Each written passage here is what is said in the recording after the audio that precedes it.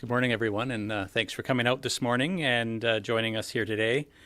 I'm here with Chris Heidemann and Sylvain Levesque this morning. And today marks an important first step in unleashing the potential for Ontario's forestry industry.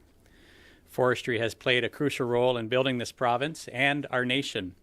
And today it's still a vital part of our society with economic gains, social gains, and environmental gains, and it affects communities all across Ontario.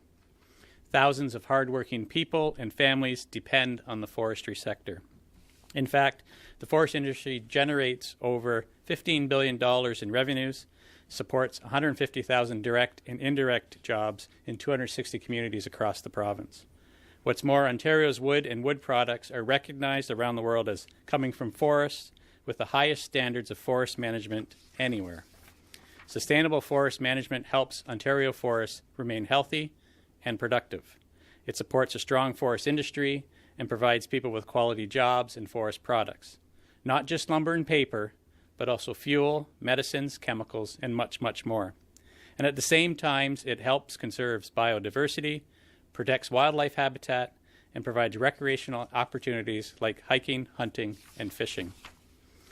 Unfortunately, the previous Liberal government ignored the concerns of the industry. Statistics Canada shows that from 2003 to 2016, the forestry industry lost 51,000 jobs. That's a 51% decrease over that span. But I know, Doug Ford and the PC government know, there's more we can do to grow the forestry industry, to create more jobs and opportunities in Northern Ontario and across the province, to be more competitive and a stronger player in the global economy. We can create conditions that enable the industry to grow and to diversify. Ontario can be recognized as a center of innovation in the global forestry industry. We want to reduce barriers so that industry can create jobs and prosperity in Northern Ontario, but not just Northern Ontario. I know forestry is very important in Eastern Ontario, and manufacturing of forestry projects is happening and will continue to grow across the entire province. Our government promised that it would work hard to make Ontario the most prosperous region in North America to do business. We committed to reduce red tape, improve efficiencies, and identify areas for innovation. We know that a strong forestry sector is essential to create prosperity for the province, especially those in Northern Ontario. That's why we need a provincial forestry strategy to chart a path to prosperity, to create opportunities, and take advantage of the full potential of Ontario's forests. We need a strategy to help secure the future so that many hardworking men and women and their families and communities who depend on forestry and allied sectors. We want to ensure the forestry sector is driven by a long-term vision that has growth and sustainability at its core, and that communities across the province share in this prosperity from this bountiful, renewable resource. So we're here today to announce that over the coming months, Ontario's government for the people will be sitting down with the forestry industry, municipal leaders, and Indigenous communities to develop a provincial forestry strategy and open Ontario up for business. We want to know how we can tear down barriers and create an environment for growth and create a sustainable forest industry. Make no mistake, we are committed to standing up for this industry and all the people and families who depend upon it. I'm looking forward to our first roundtable in Sault Ste. Marie in mid-November, followed by roundtable sessions in the new year in Kitchener, Kenora, Kapuskasing, North Bay, Thunder Bay, Pembroke, Timmins, and Hearst. All information and dates are posted on our website, ontario.ca/forestry strategy. And thank you again for joining me today. I look forward to working with everyone who's here today, our forestry stakeholders, our communities, our Indigenous groups, so that together we can send a message to the world that Ontario is open for business. I'd like now to introduce our guest, Chris Heidemann. Chris, thank you. Thank you very much, Minister, and hello, everyone. I'm Chris Heidemann, Vice President, Laverne Heidemann & Sons. We're a third-generation sawmill providing well-paying jobs in rural Eastern Ontario for over 45 years. Today we employ over 100 hard-working women and men in our sawmills, as well as supporting many more throughout the wood supply chain. Through my roles at Heidemann and at the Ontario Forest Industries Association, I understand the need for a provincial forestry strategy that provides the foundation for sustainable wood supply, competitive costs, and access to markets. I, along with my fellow members of OFA, welcome today's news from Minister Yurek that the provincial government will be consulting on a provincial forestry strategy. Ontario's forest sector currently harvests less than 0.5% of our province's forests, yet the benefits are so great, such as the direct employment of over 57,000 people. However, for the past decade, government policy and increased red tape have created significant uncertainty around accessing those allocated wood supplies. We are confident that Premier Ford's government will work with us to remove these barriers and grow our renewable sector to its full potential. We are eager to work with the government to deliver on a commitment to attract investment and create good jobs across northern and rural Ontario. Thank you. Sylvain, did you have a few words, or are you just here for questions? Open up to any questions that you may have. Moi, j'ai des questions en français pour Monsieur Lévesque. Monsieur Lévesque, c'est quoi les difficultés pour la croissance du secteur forestier? Depuis l'année période 2007, l'industrie forestière a eu une période de décroissance énorme, surtout reliée avec ce qui se passait aux États-Unis, le marché. En ce moment, on a beaucoup de barrières qui nous empêchent d'avoir l'accès à la fibre qu'on a besoin pour fournir nos usines. On a vraiment une industrie qui est très intégrée. Alors, si un secteur comme les pâtes et papier est affecté, ça affecte les scieries, ça affecte les usines de panneaux énormément. Et en ce moment, on a beaucoup de barrières qui nous empêchent justement d'avoir l'accès facilement à la fibre, avec des restrictions en termes de quand on peut aller couper ou combien de bois on peut couper. Alors, c'est pas mal les barrières qu'on a.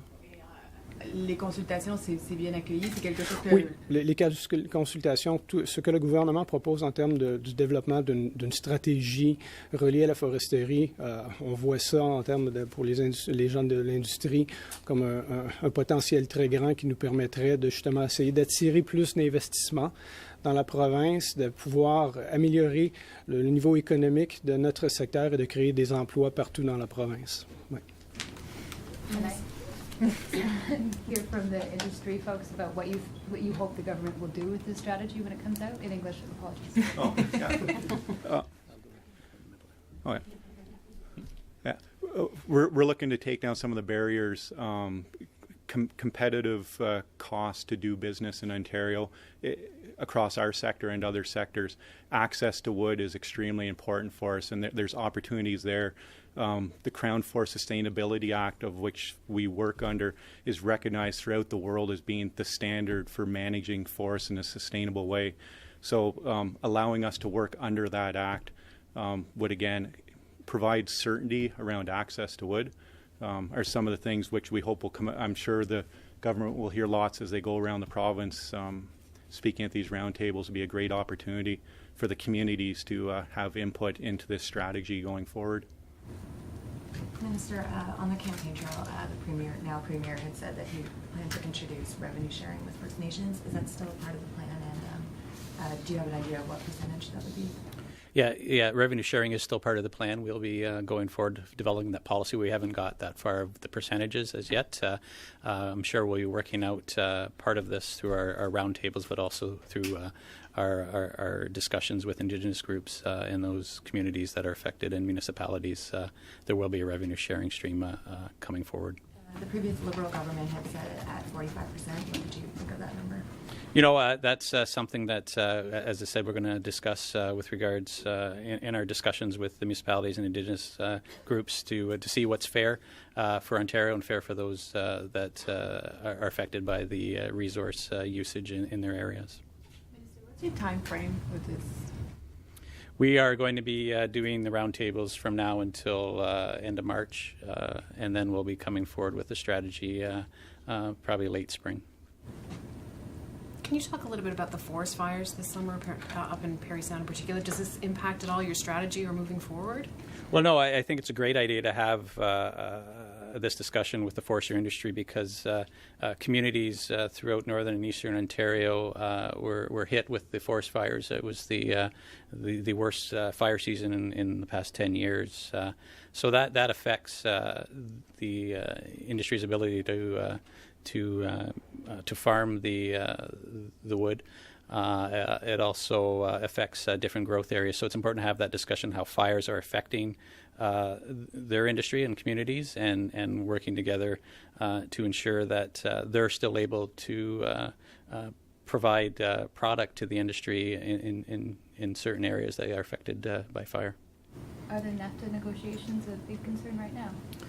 Well, I think you look at any of the industries affected by NAFTA going on. It is a concern. We're hoping that we come up with a good deal for Ontario. We have in the past.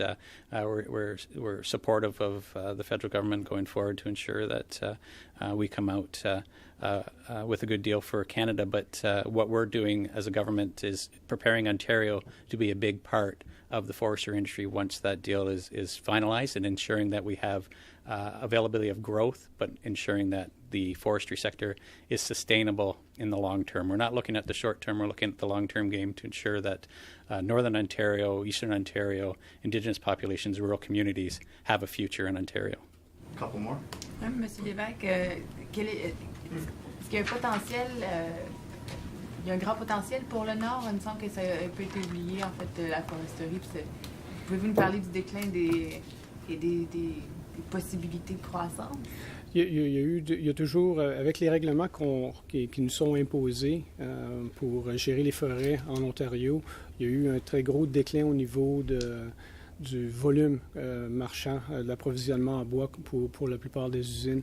Une telle stratégie nous permettrait de revoir certaines de ces barrières-là et d'essayer de les éliminer afin de nous permettre d'augmenter l'accroissement de la forêt, puis le niveau de coupe qu'on peut avoir, puis à partir de ça, créer des emplois, puis créer le plus grands investissements dans nos régions. Surtout les régions du Nord, parce qu'il y a beaucoup d'usines dans le nord de l'Ontario qui ont fermé depuis les années, aux alentours des années 2007-2008, à cause de la récession. Qui fonctionnent encore très bien? Oui, il y en a encore qui fonctionnent. La plupart des compagnies, il y en a ceux qui ont fermé, il n'y en a pas beaucoup qui ont réouvert, mais ceux-là qui ont survécu, les compagnies ont continué à investir énormément dans leur usine pour être plus compétitifs au niveau international. Thanks, everyone.